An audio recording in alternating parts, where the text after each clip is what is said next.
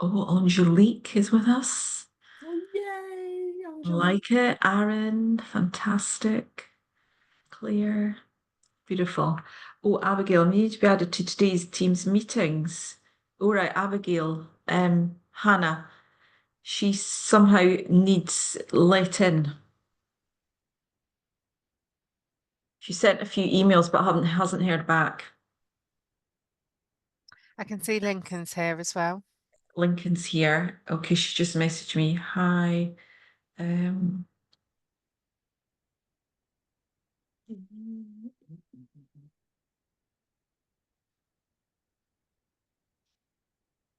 Okay, wonderful, wonderful. This is super. We have a full screen.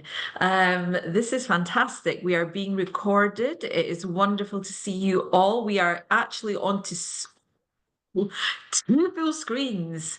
Clinical supervision. This is the one. This is the one that everybody wants to hear about. Wonderful. Okay, we're just going to let a few more people join. Oh, confirm your speaking language is Spanish. Clearly, the Scottish accent is playing havoc with things here. Good evening, one and all. Myself, Sheetal Sonkar from India. Hi, Shital. Hi, lovely. Thank you. Hi, everyone. Hi, everyone. What we will do is if everyone could mute themselves, and if you want to introduce yourselves, you can do so in the chat and everyone can keep an eye on it. This is absolutely brilliant. I'm going to wait one more minute and then we will ensure that we can get started. It's so great to see so many people. This is fantastic and a completely different audience to usual. It's wonderful. Okay, so we are going to get going. Hopefully, Hannah, you are sorting out Abigail joining us. I can see Lincoln is with us. If you can, please keep on your visuals. We really like to see everyone, but we also understand that people are in some places where the connection is challenging. So in that case, please switch it off. I see some great colleagues, friends. Fiona, it's lovely to see you. Lots of people there. Wonderful. And we have some of our Challengers Committee members here also. So welcome today to our Nursing Now Challenge, Friday afternoon, a great way to finish the week. Some of you will probably be working over the weekend, but for us, this is a fantastic way to end the week. We are absolutely delighted to welcome FoNS, the Foundation of Nursing Studies, the foundation of everything, let's just say. I'm declaring a conflict of interest here in the fact that Joanne is one of my most dearest friends in the world. And this is wonderful that we have FoNS with us today. For those of you who don't know me, I am Aisha Holloway. I'm Professor of Nursing Studies at the University of Edinburgh. And I have the wonderful honour of being seconded 2 days a week to the Nursing Now Challenges Programme Director, which is an organisation, a community and network of the most amazing early career and student nurses and midwives. Great to see you, Abigail Weavers, joining us, super duper. So a little bit about very briefly about our Global Solutions Initiative. If you look on our website, there is more information there, but this is one of the success stories, the many success stories we have. And thank you to Lincoln, who has really been pushing this on social media in the most wonderful way. The Global Solutions Initiative is an opportunity, the brainchild of our wonderful Director of Comms, Hannah Finch, who's been with us since Nursing Nowadays. But it's an opportunity for us to connect, to innovate, to share experiences around different subjects and topics that we find challenging within nursing studies, however, where there are answers, solutions and opportunities. And we tend to find these in places where we have youth, our early career nurses, our students, a vibrant community, and traditionally we know they are very often not in places of influence. They are not listened to. They are not asked their opinion. And we are about changing that, completely disrupting that landscape and putting them at the forefront of solutions moving forward. So we have addressed and tackled many different challenges over the years.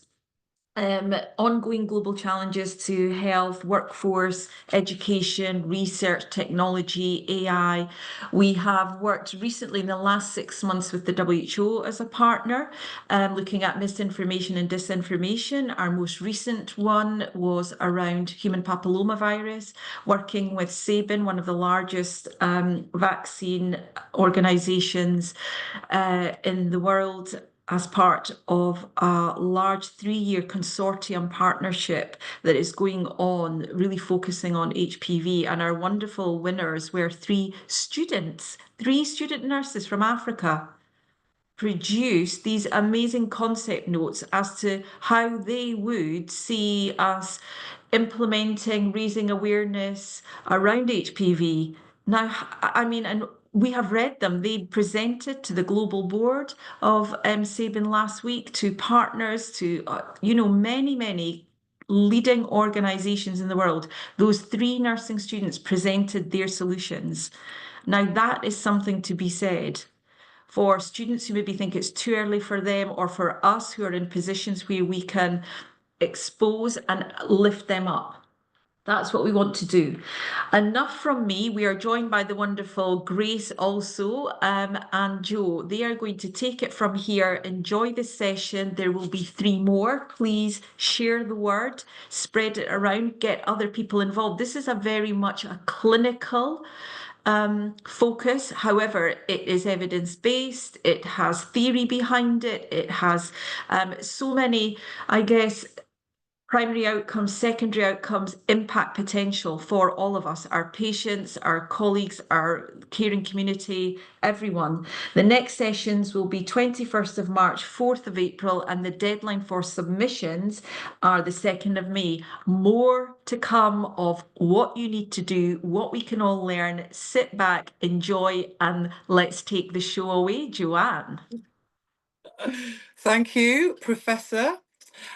So hi everybody, my name is Joanne and I am the Chief Executive Officer for the Foundation of Nursing Studies, and I'm a visiting professor at the University of Surrey, which is a real joy for me. So good morning, good afternoon and good evening. That's what Dr. Tedros does, so I'm going to follow suit. And I'd like to wish everybody a happy International Women's Day for tomorrow. So yes, so that maybe we can just take a minute to think about all the women, all the nurses, everybody that are working in conflict zones at the moment, because we must not lose sight of how hard it is and how dedicated they are to their profession. So yeah, absolutely. So on behalf of FoNS, I want to thank you for spending this precious time with us. It's Friday afternoon for us anyway in England. It's a beautiful day. The sun is shining. And we need to start navigating quite a complex arena really around, what is reflective practice, what's restorative clinical supervision, what does it mean, and what are the vital components of this for our global profession. It's really important for our own health and well-being, but the health and well-being of our communities as well.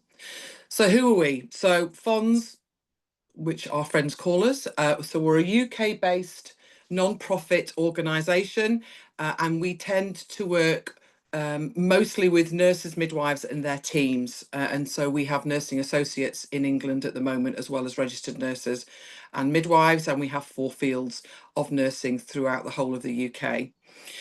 We focus on the workplace environment and workplace cultures, and this is really hard stuff. So we've been in this space now for nearly 40 years. I've been at FoNS for 6 this year, which is, I mean, I can't believe it really, but I'm only just really getting going. So I mean, watch this space.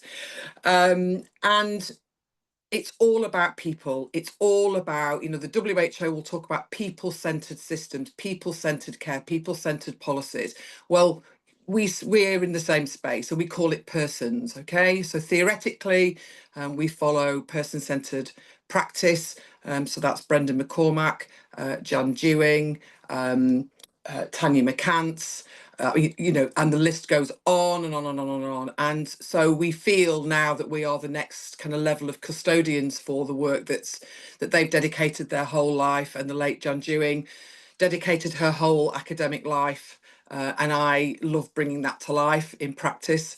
And that's what we do. So we believe that persons are at the core of everything. And so when I say persons, I mean everybody. I mean those of us who give care, those who receive care.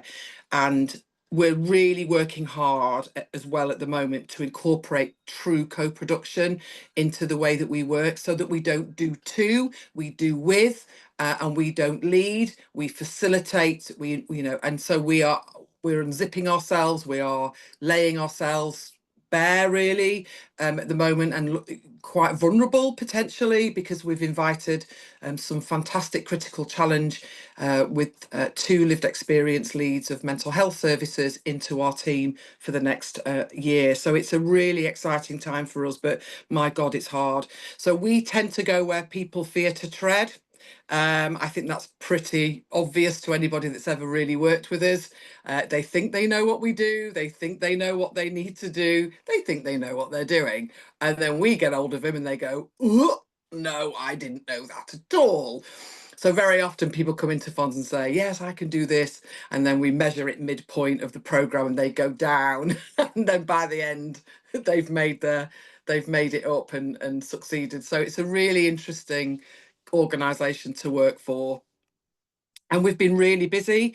So, you know, many of you will be around the globe, will be sharing very similar and facing very similar, if not identical, crises where nurses are leaving the profession due to poor working conditions, unsafe staffing, and lack of recognition.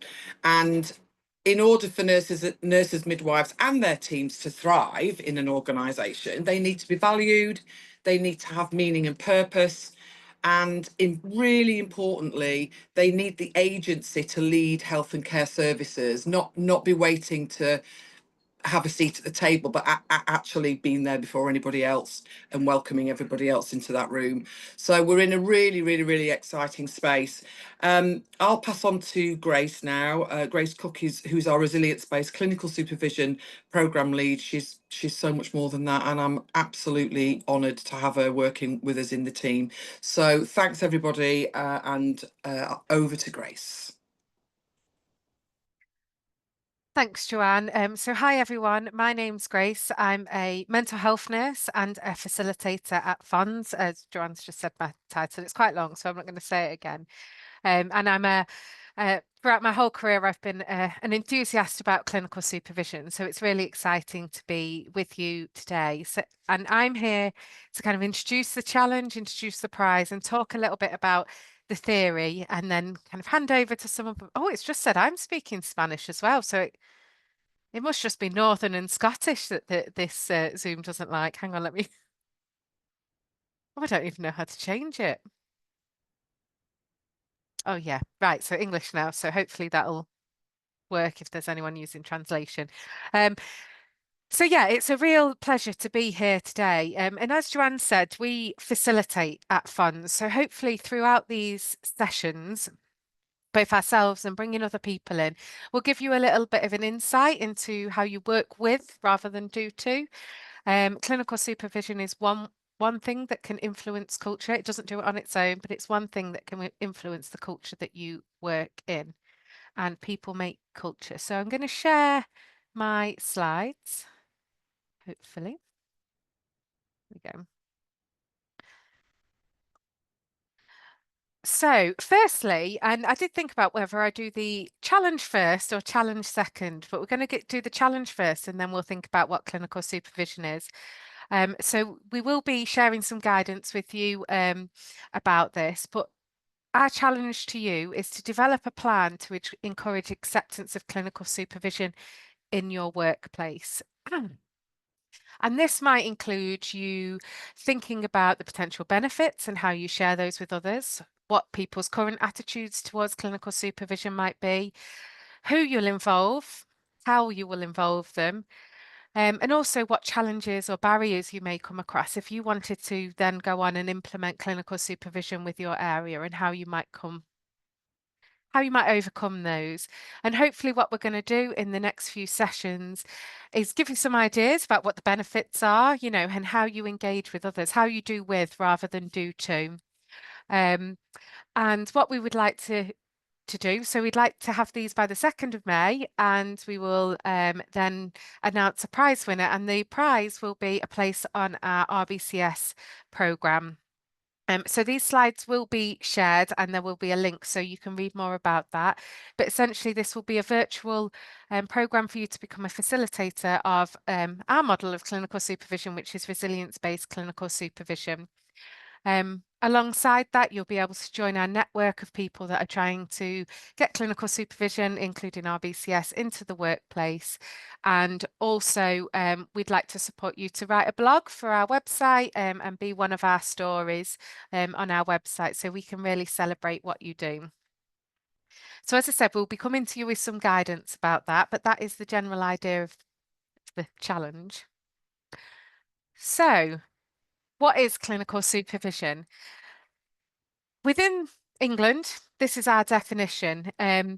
So it's a formal, and the formal bit is really key. It's a formal process. It's not a chat in a corridor. It's a formal process of professional support and learning, which enables individual practitioners to develop knowledge and competence, assume responsibility for their own practice, and enhance protection and safety of care in complex clinical situations. And you can see from the date of this has been our definition in England since 1993. So the definition from the Department of Health hasn't changed. For me, I sometimes read definitions, think like that, and I think, well, what is it still? I still don't know what it looks like. So we at FoNS have adapted, and there's some really helpful on the NHS Scotland's website around clinical supervision, and I've popped a link in this for you. So we've adapted this from that and our experience of facilitating clinical supervision. So sometimes I find it really helpful to think about what it is and what it isn't, because across professions, across countries, across organisations, across people, we all have different ideas when someone says clinical supervision, what we mean. So when I'm talking about clinical supervision, I'm talking about a reflective space for someone to come, where it's safe, it's supportive, it's a place where someone can be challenged, so it's a place for learning. It's a place to be compassionate to yourself and other people. It's a place for professional development. What it isn't is a place for advice giving, a place for counselling, an appraisal, or a performance management tool.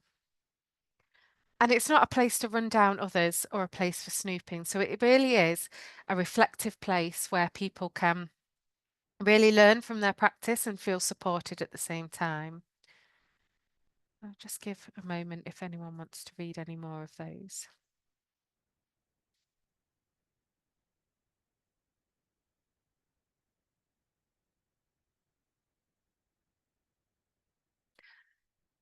And you might want to think about, if you've had an experience of clinical supervision, what did it look like? What did it feel like? Was it in the what it is box? Was it in the what it isn't? And you can pop in the chat if you'd like to share that with anyone. And so a bit more model driven here. Some of you might recognise this. So this is probably the most popular model in the UK for clinical supervision. It was developed by Bridget Proctor. And so when we are having these reflective spaces, what we want to see is that there are different functions. So we want to get different outcomes from it. So if we come to clinical supervision, we want to feel restored afterwards. So we want to feel supported. We want to feel like we've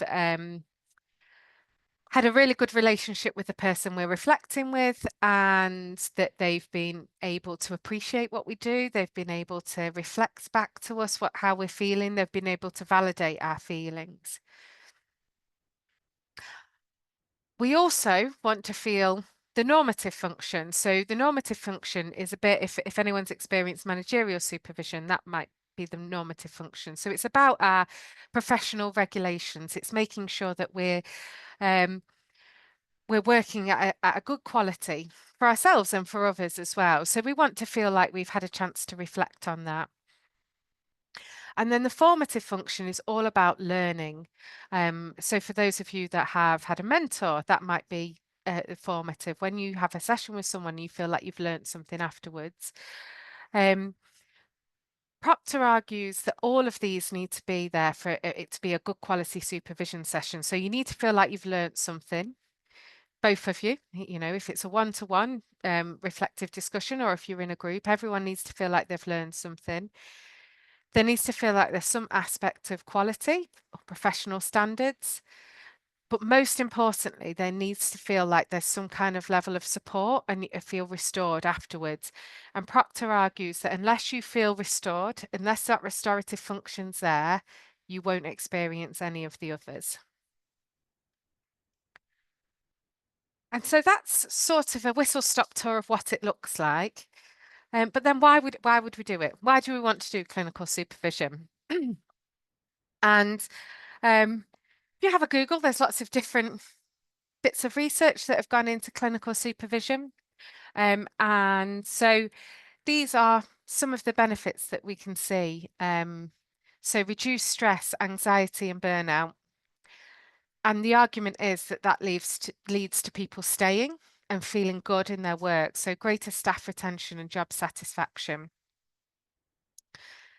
It can, particularly group supervision, can improve team working because you are in spaces where you can work and reflect together. It helps individuals develop knowledge, skills and confidence, which can result in more resilient people and practitioners. It reduces compassion fatigue. And these bottom two argue that the benefits that you see above really work towards increasing the quality and the safety of the care that we're able to give as nurses. And so this is some of the evidence base around clinical supervision. So you can see there's lots of benefits. And the general consensus is all of these studies, some of them were literature reviews, some of them were with different models of supervision, but all of them agree that clinical supervision in general, no matter what model, is a good thing, which is really positive. And so I just wanted to, before I finish speaking and hand over so you can hear some people's experience of clinical supervision, I wanted to introduce you to the model that we use at FoNS, which is something called resilience-based clinical supervision. And I think linking back to what they talked about with resilience, the idea of using that is that it's not about people coming once and then feeling resilient, but actually when you have clinical supervision on an ongoing basis, that helps people to feel like they're valued, they're supported, and their emotions are contained and they are important as a person, which helps them feel more resilient. So it helps people to use skills. And this is what we found when we did the research for RBCS, skills such as mindfulness or positive reframing when they're in challenging situations. I think one of my favorite stories about kind of mindfulness is someone, a community nurse, using it so they picked it up in clinical supervision and they used to do 30 seconds of breathing between the people they were seeing in the community. And actually they were really present. So that person got much more of their focus than they would have done if they didn't do that, which can only result in better patient care. For people that experience this, they really develop supportive relationships where it's high support and high challenge, so they can really learn from each other and feel like they support each other. So they're a group, they're a team, and they're a resilient team, not just having to be a resilient individual. And for organisations that support this and teams that support this and have the protected time and the active support to do it, people really feel that they are valued and that the emotional consequences of their work are acknowledged, and that reinforces a culture with a resilient workforce. But this requires kind of commitment, lots of resources, and people all being on board with it as well, which is part of why we wanted to do this challenge, so people can start to think about how do I engage people in wanting to be involved in clinical supervision. So that's my little whistle-stop tour of supervision. What I've done is, as I said, we'll share these slides. So there's a whole list of references here, and there's some resources linked in the slides. So I will say, go and have a look for yourself, have a read about different models and about the evidence base. And I'm going to, sorry, I usually use Teams, and you swap over, don't you? So I can't figure out how to stop sharing. So I think, am I handing over to you, Lincoln, to talk about your experience of supervision? I don't mind. I thought is it Abigail was going first? Oh, Abby? Abigail, are you going first? Yes, you can go first if you want. Yes, I'll hand over to you then, Either or, Abigail. it doesn't matter. Lincoln, It doesn't matter. happy for you to go first. Yeah. Oh, are you? Okay, okay. Oh my God, where do I begin? Yes, first of all, thank you, Aisha, Prof, thank you, for this amazing opportunity. Hannah, thank you, National Challenge, the whole community. Yeah, I mean, I'm already reflecting already. And I just wanted to start by, introducing myself. Of course, my name is Lincoln. Lincoln Gombeza. I'm a registered learning disability nurse. I'm a practice educator. Back to the team. I just started this week as well. And I'm also, the regional hub lead, for UK for the Nursing Now Challenge. I've got my other colleagues, Andres from Spain, and everybody. You learn more about the Nursing Now Challenge at some point. Yes, my journey with I don't even know where to begin. It was in 2021, the pandemic. Do you remember the pandemic? It was crazy, immense pressure, We were not sure. NMC are saying, can you go on placement or should you stay? Everybody was not sure what was happening. And we were going through a lot, And then there's an email that came in my inbox saying, resilience-based clinical supervision. I thought, resilience-based, what's this? So I read that, I applied, I got on the program. It was a group of us, learning disability nurses and mental health nurses. Yeah, it really completely transformed my life. Really just focusing on how do I, that positive reframing. For me, I've always been somebody who's very positive, but I never had that structure, that safe space, safe space to reflect, to have a conversation with my peers about what's going on. How am I feeling? Whose responsibility is it to manage your mental health, to manage your mind? You are in clinical practice. You are hearing so many things that are happening. You are under pressure. Everybody is after you. Your stress, conflict. But how do I respond? So I learned so much about that. The resilience-based clinical supervision. And most importantly for me, how do I myself, during that time, the emotional regulation part of it, just going on those sessions, the grounding exercises, how do I regulate my emotions to prevent burnout? It's very, very important. Compassion fatigue, you're getting a lot of stories you're hearing, especially in practice education, there's quite a lot of students, with issues, I need my documentation signed. You want to help everybody, I've always been somebody who's open, you can always reach out to me. But what am I doing to really manage that energy? It was resilience-based clinical supervision. I really needed to understand, for those who are going to get this opportunity to this program, what is your drive in the threat system? What is the soothing system? Being aware of all these different functions of how you're feeling and how you're getting on in life. How do you become intentional? Because there's a lot of stuff going on. What's your behavior as well on social media? Social media is kind of like an extension of who you are. What are you trying to share?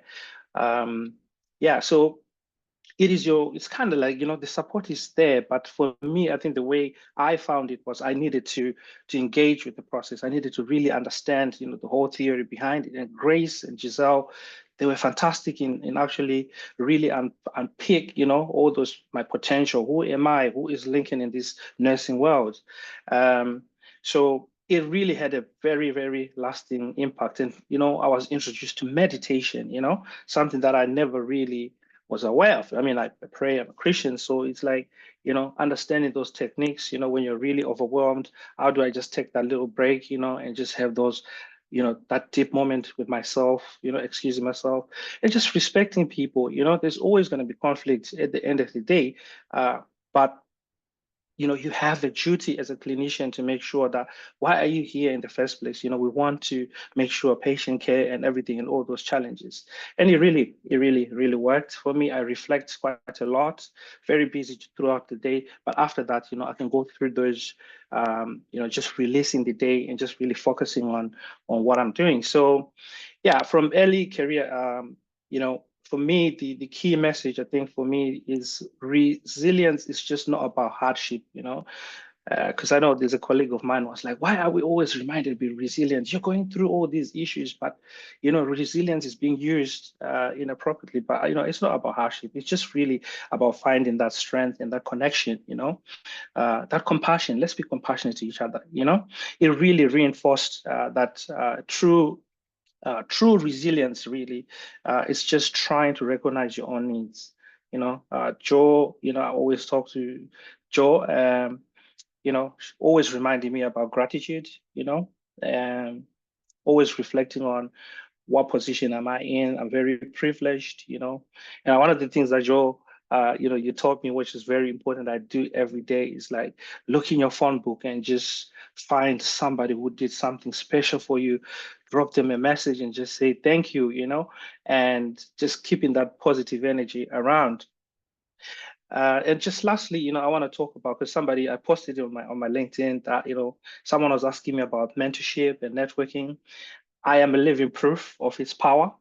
So since meeting Joanne in 2021, our relationship is just not only grown stronger, she remains a mentor, guiding me and challenging me all the time, whether it's around AI or any conversation about how am I behaving, I'm feeling this way, and she's always like talking to me. So it's important. And this is just the beginning. Our relationship is, since 2021, and we are just getting started. So to all the student nurses, whether you're newly qualified or a seasoned professional, just remember that you're not alone.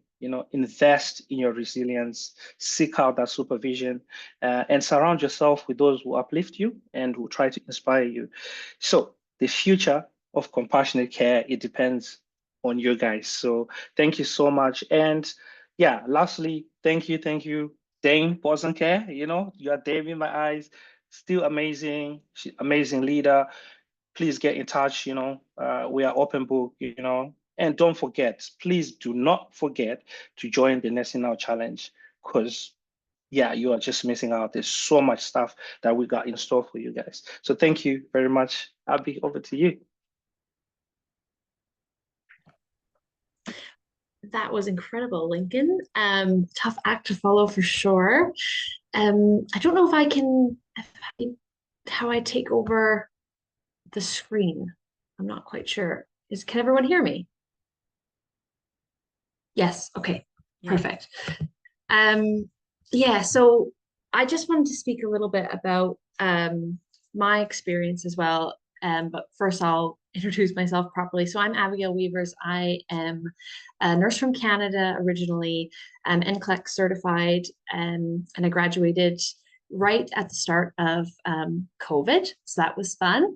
And I am currently based in the UK, and I'm the regional hub lead for the Americas. I'm currently living in Scotland. Just finished my Master's of Advanced Nursing with Professor Aisha, and had a wonderful experience and met so many wonderful people, and truly, truly inspiring place to be at the University of Edinburgh. It really was. And I've just recently passed my NMC. So starting to, I know that it was a journey. Thank you. So hoping to start and join the UK workforce very soon. Just waiting for things to come in, and very excited to get back to clinical, to be honest, and just be back with patients. It's something I love and miss very much. But yes, so my experience with clinical supervision really started from the very beginning of my career 5 years ago now. And I was getting ready to move. Obviously, the world was in such a crazy unknown place with COVID. We were, in our very final stages of finishing our nursing education, and everything kind of, the rug was pulled, and it was, are you ready to start now, or do you need to go back to school for another year? But we don't know when that could be. So you either start now with, a couple of weeks lost, which was 4 at that time of extra training, or you wait. And like most of my peers, it was like, no, we want to be part of the action. We want to start right now. So I think for me in that moment, I had an opportunity to be employed at a hospital that was starting with clinical supervision. And I didn't really know much about it. And I didn't quite understand how this was going to impact my career so severely at the time, but it really did. And we basically, I met my mentor, if you will, who I still speak with and have a wonderful relationship. We were talking last week, and she's still been a wonderful, wonderful place, a safe place really for me to reflect and to learn and to grow, even now, still today, with so many different things that I've done. But in those moments of quiet reflection, like the things that I learned from her, she was such a positive energy, and just loved to be a nurse. And she'd been doing this for a very long time, but still had such a fun, just a humble place, like just a loving place for the hospital and for the unit she was on. And I think that really helped me, because there is lots of negativity, like touching on what Lincoln said, like there, you need to surround yourself with the people that are still uplifting and still want to be there, because it's hard. It's a very tough career, and there's very hard things going on all the time. There's people, it's busy, and there's new students, and there's people learning, and you're short staffed, and it makes perfect sense to all of us how burnout happens the further you get into it. But I think what was really helpful for me were the little moments where we could come together and reflect after something that was very kind of difficult, or even, just seamlessly. It could be as traumatic as, a first code experience, or it could be as simple as a skill that I had never done. And I wasn't sure, and I didn't know how to, emotionally regulate that feeling of going in there and feeling like a bit of an imposter, but still being qualified to do it. It felt very strange to me. And that support that she gave, those minutes of quiet, even sometimes 30 seconds, 45 seconds in the supply room, just closing the door and having a minute to talk things through afterwards, was so helpful. And it was a structure. And we worked together for a while, but even after that that was phased out, we had like 6 solid weeks of having that structured, clinical supervision, and reflection and mindfulness. But once that was kind of phased out, in a proper way, and I was on my own, I felt the confidence that I could do this. I could be, I have been being a nurse, and I can be a nurse, and I know how to do this, and I know where I can go if I need help. And if I need someone to talk to, if I need to breathe with somebody. It was very safe. And I think it made me feel part of the team, even as a new nurse, because I had that support and that safe place for reflection. And it helped to build a bond, not just with her, but with other people as well. Because it was like people are huddling kind of around you, building you up, helping you, giving experience, giving how they've kind of went through this profession, and really gave me the confidence to continue on. I was a med-surg nurse. That's where I started my career. And I've done, in the short time that I've been a nurse, I still consider myself a junior nurse, 5 years out. But, I've worked in clinical supervision as an instructor. I've worked in corrections. I've been a mental health and addictions crisis nurse on the streets as well. And then I took on the challenge of doing my master's here in another country. And I think all of that really, I credit all of that to her and to that base of clinical supervision and that confidence to to take on different challenges, new challenges, and having a safe place, and the importance of reflection and mindfulness and taking care of myself. And that if you do that, and if you listen, and if you build those skills and you listen to yourself, you can really truly do anything you want. You can be anywhere you want to be. And this profession is just the absolute, it's the best. I love it. There's not a day that goes by that I've ever thought, oh, maybe I should have done something else, or maybe I don't want to be here anymore. Honestly, that's never crossed my mind. Even in the worst moments of my career, that's never been a thought, because there's nowhere else I'd rather be than with these people that love this place and love, whether that be the hospital or the community or the students, and I think that's really truly the special bit of nursing. You don't really know what it is until you're a part of this sisterhood, brotherhood. That's really what it feels like. And yeah, I just wanted to say that to kind of wrap that up as well, is that if you are a student nurse or you're in your beginning journey as a nurse, we've all been there. We've all started there. We've all had to navigate who we are and the imposter syndrome and, will I be able to do this? Did I bite off more than I can chew? We've all felt that, even the greatest, everybody here in this meeting has felt that, and I can attest to that. But I think as long as you engage in that supervision, you engage in that reflection, if that's an opportunity for you, and I think that's why it's so important. Without it, I don't think I would have necessarily not been here, but I think it would have really impacted my confidence, impacted my ability to be resilient and to overcome some difficult things, and to feel confident to move forward. So I think it's, as Grace was saying, as Joanne was saying, it's a very, very important, crucial, really, to the development of nurses. And it's really important. And I'm so happy to be able to speak on this as well, because I think what they're doing here and kind of spreading that awareness is critical for us as developing nurses. And even still, we're all learning. The world is changing all the time. And those skills are still impactful, and we still use them every day. So this is a really important bit, and it needs to be, I think it should be encouraged in all forms of practice. It's unfortunate that most people, at least in Canada anyway, can speak. Most people don't have that opportunity. And that actually was the make or break, whether I started at this hospital or another hospital. That was the deciding factor for me, was the fact that I had, a structured clinical supervision program. That's why I chose there, and I'm glad I did. But it makes me sad that there's people out there that don't have that opportunity. And I think we need to really make sure, do what we can to really push this issue, because it's important and it matters.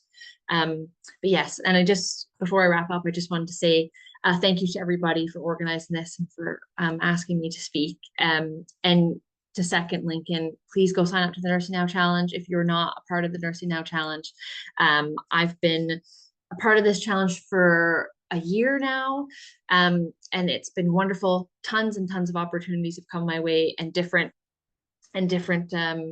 outlooks and perspectives have really graced my life due to this, and wonderful people and networking opportunities as well. So if you're not a part of it, please, please, please join. You won't regret it. And yeah, I think that's all I wanted to say. But yes, thank you very much.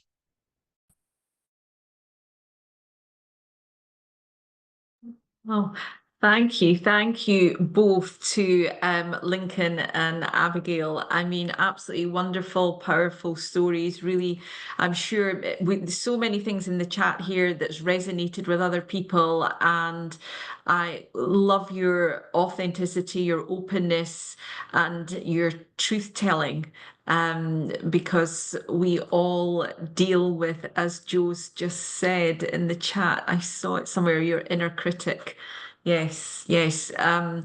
So yeah, we're all still doing that at this ripe old age. Thank you so much. We are going to open the floor now to questions from our fantastic audience who have been very patiently listening, engaging with the chat. But is there anything you would like to put to either Lincoln, Abigail, or Joe or Grace about the Global Solutions Initiative, what's next, or anything about clinical supervision in general? Please either just pop your hand up or put something in the chat, and we can give you the floor. You may be in practice yourself, you may be a student. We have got, Collie, we have got 52 people, 3 pages, so many of you, and from around the world. And I think for me, while we're waiting, oh yes, there is some people coming in here, but while we're waiting on some questions coming in, I'm really interested. We are truly a global community nursing now challenge. We are now in 163 countries across the world. And so we understand, how does this translate into different cultures and settings? I think for me is an interesting one. Someone has just, so have a maybe think about that while we're waiting on some questions coming in. Will we get any membership card in soft copy online? No, you don't. If you want to join Nursing Now Challenge, there's no membership card. You just fill in online form. And if you really want to get very involved, you tick that you want to be part of the Challengers Committee and work with the regions. There's no membership card. Once you're in, you're just part of that family. I'm very keen, let me see, Linda, I'm very keen for everyone to access clinical supervision or RCS as they are such positive sessions. We've put the form in for the chat. I can see that Grace wants to step in here. Grace, please unmute yourself. Hi, yeah, I was just going to just say about in terms of globally, because much of the evidence base for nurses and clinical supervision is UK, Australia, and I'm part of something called the Clinical Supervision Research Collaborative, which is an American collaborative, and it was set up by a counsellor. And if you want some, they've done some webinars on clinical supervision. So I'll find the link and I'll pop it in the chat. But it was really interesting. They were really that joined from the UK, Australia, and it seems to be Scandinavia. Quite a lot of research comes out of, but other countries, I'm not so sure. So it's just an interesting reflection on where the research and the evidence comes from. Yeah, and we need to see more evidence from all corners of the globe. And one of the things that we're interested in Nursing Now Challenge is research capacity building. A few of our regions are undertaking some research. So again, let's think about how we can make that happen. And opportunities like this of working together, we can never, I guess, reach a point of saturation with any of this without working together and collaborating with organizations, which is why we are very much about that partnership working, collaboration, and working with FoNS on this really important subject. I mean, this is one of the biggest audiences we've had, so that tells us something. Shazia Ali has a question, and then we'll go to Joe and then Baluku, who is in Uganda, I think. If I'm right. He's laughing because I know him. His face, he's a good attender. Shazia Ali, do you want to share your question with us, please? Yes, Professor, yeah. Hi. Yeah. Hi, how are you? So I'm first fine, of all, thank you. Welcome, Shazia. Thank you so much. Thank you. First of all, thank you so much for this wonderful talk and insightful. The session was really helpful to understand what is actually the nursing solution is this program is. This is my first time attending this session. So my question is like, can we participate with the group of nurses? For example, my nursing colleagues are in Pakistan, so if I want to participate with them, and I'm based in another country, so are we eligible for that? Yeah. Yeah, Grace, do you want to answer that or happy to help? Yes, so we can what my plan is, whoever the winner is, we'll think about time zones because it's a virtual program, yes, but we will be facilitating it in English. Although we do have a facilitator that speaks a couple of languages, it's more European languages. So that's just the I suppose the challenge, but we will work with whoever the winner is to what might be a suitable time in terms of our different time zones. So yes, definitely. And Thank you so also, much. I think, was there a question there, Shazia, about working collectively as a group or individual? Did I? Yeah, collectively as a group. Yes, Yes. yes. So I think, of course, you can work as I'm just checking with Grace that's okay. I guess I just wanted to check that with Grace. Yes, you could. We only have one space, but you can work as a group, and you might want to think about one individual that would then come on the program and Yes, then could work with the other people that have worked with your group. But exactly. yes, you can submit as a group. Yes, wonderful. That's why I was thinking submit as a Sorry, group, yeah. but there is one Yeah. place. However, if that person goes on it, they can then take that information back and share that and empower and, work out how you're going to put that into practice in your settings, which is great. Thank you. Baluku next, and then Joe.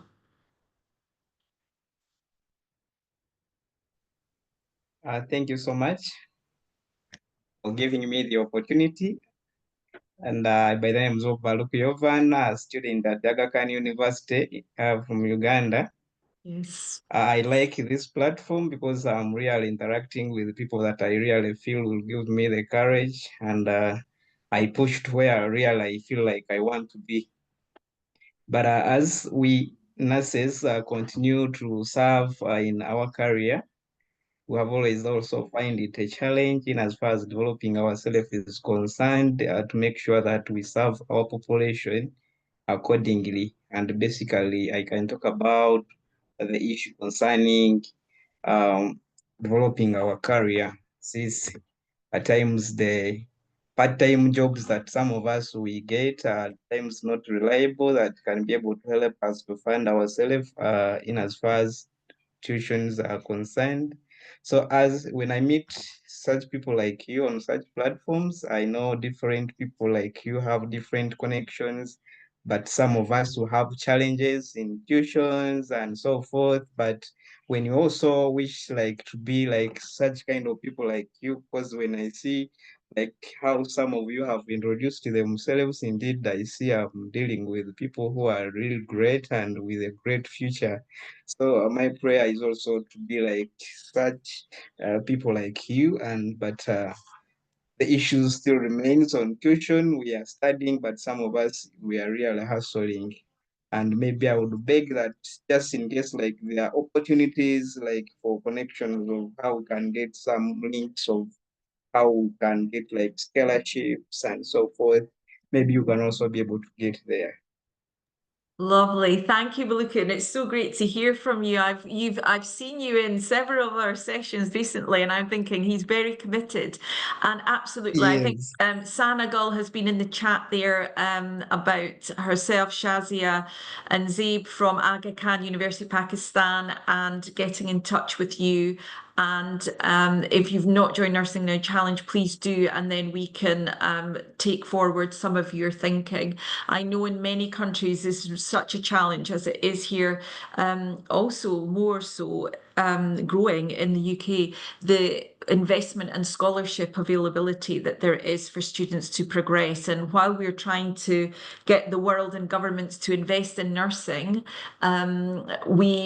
opportunities like this are a place of a community for us to come together and support each other and learn where these things are not available. And just to plug out that, remember, there is the launch of the State of the World's Nursing Report on the 12th of May 2025. We will be doing lots of work across our regions with colleagues who are working on this at WHO, ICN, etc. And remember, the launch itself is important, but it's the strategic directions for nursing and midwifery, that report that sets out those priority areas that we need to push and ask governments, what are you investing in? These are our priorities. This is what we need. And if we do that collectively, hopefully as a voice across different organisations coming together, we can make change happen. But thank you so much, Beluka, for a great contribution, and it's lovely to feel that you felt able to speak today. It's absolutely wonderful. Thank you so much. Jo, I'm going to give the last opportunity to you before we close. We have 5 minutes left, so really nice if you could just say what you want to say in your reflections. Thanks. Thank you, Aisha, and thanks everybody. I've been trying to follow the chat on my mobile phone. Oh, tech. I mean, I'm obviously jumping around for joy with all of this. For the last 6 years of working with colleagues and learning, really learning about person-centeredness and person-centered practice, I started to link in what we were doing around person-centeredness with our professional identity and the work that's been done through Sigma, Theta Tau's International Society for Person-Centered for Professional Identity in Nursing. And I started to learn about professional comportment, and I have to say that I'd never really taken a lot of notice of that before. But actually, it links in really well with the comment earlier on around cultures. You know, how can we do this in different parts of the world where we've got different ways of working, and where nursing may be seen differently, and we may not, you know, we may not be on the same page in some places. But actually, if we get back to the core of who we are, what we are, if we can spend some time looking at our identity, then the professional comportment section, which is our behaviour, our professional behaviour demonstrated through words, actions and presence, then it fits this really, really nicely. And when I've tried it, when I've talked about it in my keynote speeches or where, you know, I've never gone wrong with it. People just go, yes, yes, yes, yes, yes. So I think from my perspective, working with Nursing Now Challenge and having everybody online, you know, carrying on this conversation and really challenging ourselves to, you know, be confident to speak up, to say, this is who I am, this is nursing, this is what contemporary professional practice looks like, and this is what we need in order for us to ensure the health and well-being of our populations, then I think that's the most powerful thing we can do together. So if anybody would like to work with us on, you know, as Grace said, on a blog or blogs, I will publish every day. You can come into our beautiful world and help us, and I will publish for sure. So thank you, everybody. And again, happy International Women's Day for tomorrow. And yes, cherish one another. Stay safe, look after yourselves, and demonstrate some self-compassion, because without us, we're in a bit of a pickle. Thank you, Aisha. Thank you, Jo. We've got a couple of people in the chat just talking about who they are, where they're from. And I think what's great is, of course, this is one of 3 sessions. And the next session will explore further the challenge and how you may participate and what the challenge will be about. And this idea of being able to take clinical supervision and put it into your own area, that will be explored further. So my challenge to you, because there should be an action every meeting we go to, this is a great challenge. We had a challenge last year about every nurse should who's in a bit of a, you would consider maybe a leadership role, take a early career nurse with them to that meeting, that conference, that stage, etc. And that worked really well. That went around the world. It was fantastic. So try and think now, every meeting you go to, what is the action that you will take forward? And from today, my challenge to you is to tell 5 people about clinical supervision, because this is a ripple effect. You know, 5 people Tell them about this conversation. Tell them about the next session, the 21st of March. Even if they haven't attended today, this is recorded. You will be able to see it on Nursing Now Challenge website or YouTube channel. So tell them about clinical supervision. Tell them about the slides that you saw. Tell them about what you heard from Grace. Talk to each other and think, why can't we do this here? Take part in this initiative or challenge. And if you can't, please try and take steps forward, do something about it. I mean, I think there is more here than just this Global Solutions Initiative around clinical supervision. I think we could do something really quite big together. So it's been wonderful to be with you today. Thank you so much, wherever you are, morning, afternoon, evening, night. Hopefully you've enjoyed this. This is just the first of the conversations. There's more to come. And remember your challenge. And thank you so much for those who've contributed either verbally or in the chat, or who have simply just sat and listened and had lots of thoughts themselves. We appreciate your time. The next session is the 21st of March. Have a wonderful day. Thank you, Jo, Grace, Lincoln, and Abigail particularly, and our team behind the scenes, Hannah and Martine, for organising and setting things up. It's been joyful. Be kind, be generous, and love yourself. Take care. Bye.